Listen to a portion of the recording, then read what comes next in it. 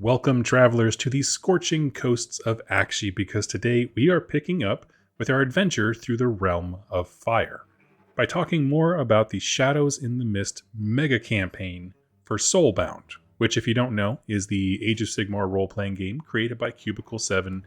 It's a fantastic game. I highly suggest everyone go check it out. Because books like this are why I am so excited for them to take the helm when it comes to the Horus Heresy tabletop role-playing game. Because the last 3 videos in this series, see the playlist for the link down below, have been what about Anvilgard is, right? Its people, its internal struggles, its physical description. We walked the streets of the city and learned all about it on the back end. But today, our story takes its first step upon the stage that we've just built by asking what the city wants. And for that, we go to the ruling body. Now, before I begin, I want to explain that this is a spoiler-free introduction to the Blood Tides arc in the Shadow of the Mists, a particular adventure that your party can and should go on. It has players setting out upon the boiling seas of Akshi, and it's intended to catch people up without spoilers, so if you are a dungeon master or game master, you can send folks this link and they'll be ready for game night. I'm going to kind of go over the broad strokes of the plot, just so people are prepared for what's coming, but leave a lot of room for your party to ask individual questions and explore things. And the idea is you can just send this video to folks and they will be prepared for game night if you happen to be playing the Blood Tides. Or, if you have no interest in playing Soulbound or no local group, sit back, pull out your paints and some models, and learn about one of the most important cities in the lore. Now, one thing that this video hits on that we've discussed briefly, but it just is very important, is that Anvilgard has an official government, right? Or Harkuron, however you want to say it. They kind of use both names interchangeably at this point. For many, the official government is a puppet government run by the Black Scale Coil, an organized crime syndicate that has the trade of the city essentially by the throat.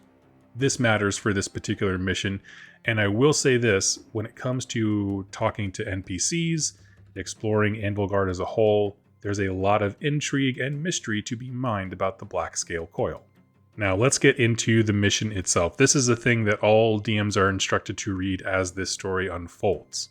The Dauntless Hall, where you were sent to meet with representatives of the conclave, is an ancient structure whose foundations were laid by the anvils of the Heldenhammer when they claimed the city for Sigmar long ago. It is a severe building, towering and impressive, but also looking bleak and sad.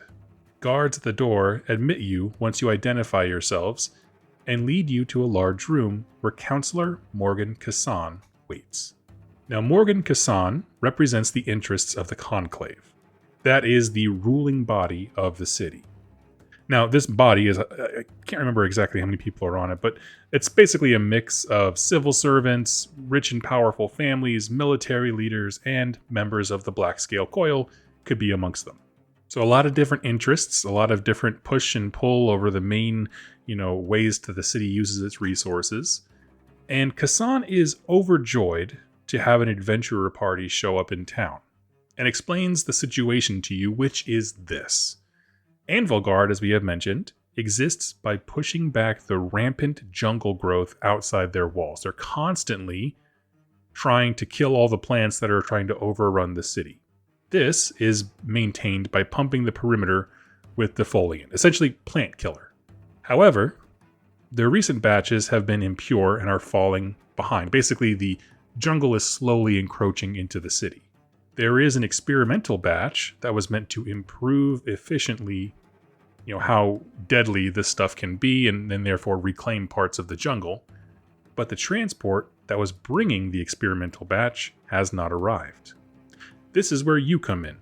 If anyone else gets to claim that defoliant, they can leverage and blackmail the conclave at best and poison an entire city and kill everybody at the worst. None of the other conclave members trust each other enough to send a crew, meaning if Joe sends his crew, that stuff's going to be reclaimed for that conclave member, and that person will have all the power. And so everyone's bickering about who actually gets to go find the stuff, assuming they can find it. And so Kassan wants you to take a ship that they have hired as a conclave, go and find The Burs Moncurman, which loosely translated from Carriage and Overlord, means Golden Flying Fortress. Get the experimental canisters and bring them back. Now, pause this scene. I just want to point out here that on your adventure, even if you know what the crux of the adventure is from this, ask questions to Morgan Kassan. In fact, for anyone that I mention here character-wise, there are bits of intel and lore and important information that you can learn by engaging with the game master and the NPCs and that kind of stuff. So this is where we also learn that the ship carrying this defoliant is a Carriage-on ship, meaning it's flying. It could be anywhere, right? I mean, it's a lot of ground to cover and a lot of space, anything. Where do you even start? Now, I'm going to assume that there is stuff for you to do in the city, right? Your game master will have worked with you to make short-term goals, long-term goals. You'll need to rearm, equip, all that kind of stuff. You're going on an adventure, so prepare for it like you are. And that should take you some time. To be perfectly honest with you, this whole thing is going to take a while. And it's important to note that discretion is kind of assumed of you in this position, right?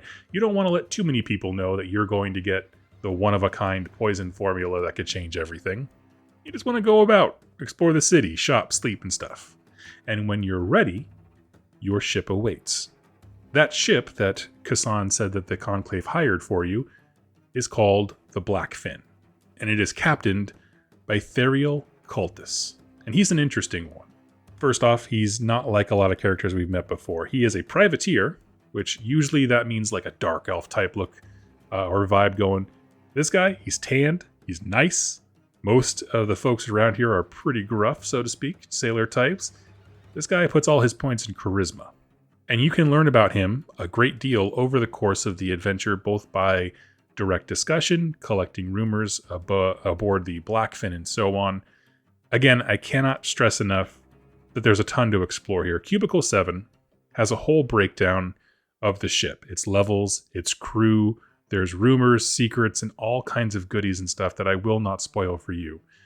But, like I said, this is a long-term quest. It takes time.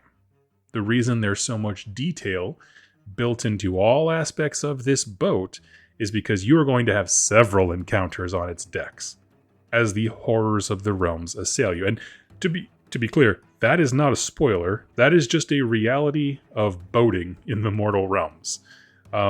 Just to give you some perspective, we've seen lore where Skaven warships are built into floating carcasses of dead whales. That's just floating around the ocean, waiting for you to roll up against it.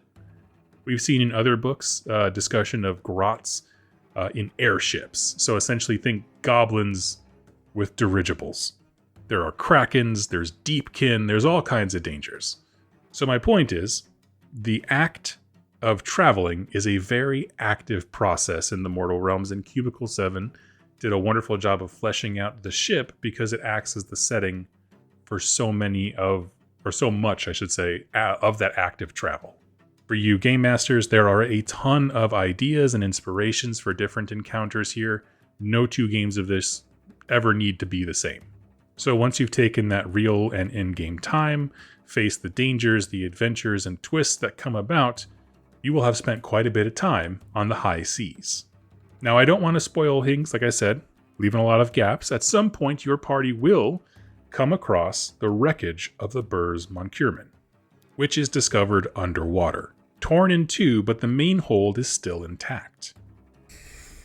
And that is where I will leave you story-wise, because the recovery operation, the essential characters involved, the plot twists, all demand that you do this yourself, because I can't quite tell you how it's going to end, because your party has to decide how it's going to end.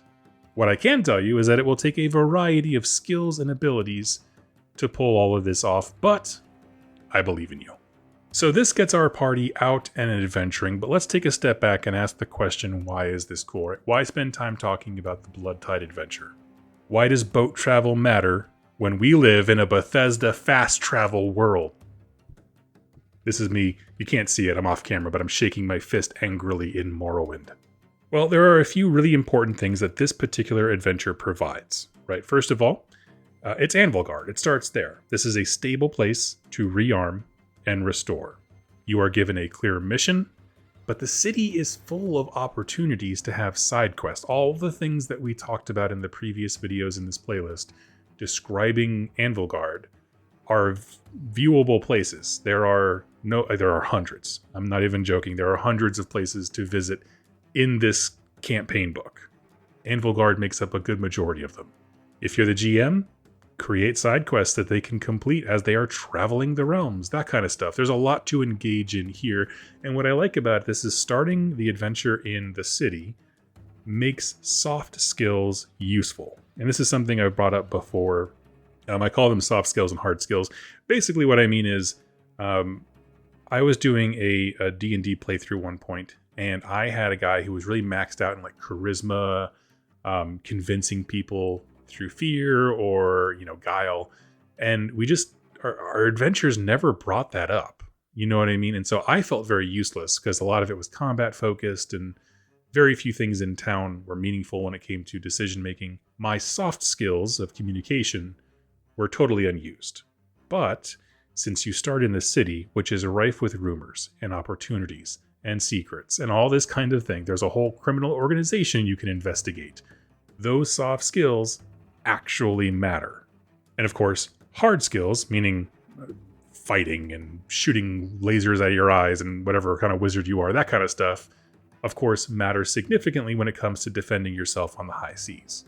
But I enjoy adventures that allow DMs to have direct access and reasons for both kinds of skills to be used.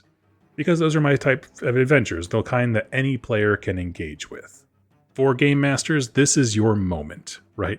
Your player knows this much. The time is to shower them with opportunities from dialogue, city secrets, crew gossip. Because for players, I've presented the bare bones. I have described the go to X and get Y mission, but your DM is going to personalize this with information and goals relevant to your party, right? Call it localizing the story. And from the stuff that we've covered in the previous sections of the Shadow in the Mist campaign, there's no shortage of things to explore. The Blood Tides is fun because it takes your party in an isolated vacuum of a boat, throws you out in the wilderness, and asks you to figure it out for yourselves. There are twists, there are turns that I won't spoil for you, but are an immense amount of fun. And this book actually has multiple grand adventures through it. So this is Blood Tide, sends you out of the city. The next one here is called Rotten to the Core. So that's when you make it back to the city. And that's what we're going to be covering in my next video, because I'm going through these adventures one by one, telling you why they're cool, how you get to engage with different aspects of the realm, and again, get players prepared for game night. If this has been helpful for you, or you have comments about it, please leave them in the comments down below. If you think I spoiled too much, let me know. If you want more details, let me know. Every gaming group is different. I'm trying to accommodate my style of lore videos to a role-playing game where, of course, you're going to be making your own story. I don't want to steal the plot points from you, but also, Age of Sigmar is not a setting a ton of people, like in the grand scope of role-playing games, are familiar with, so kind of propping up the story a little bit with some background information is the goal. So let me know how I did. Thank you so much for watching and listening, and I will catch you in my next Soulbound video. Happy wargaming, friends.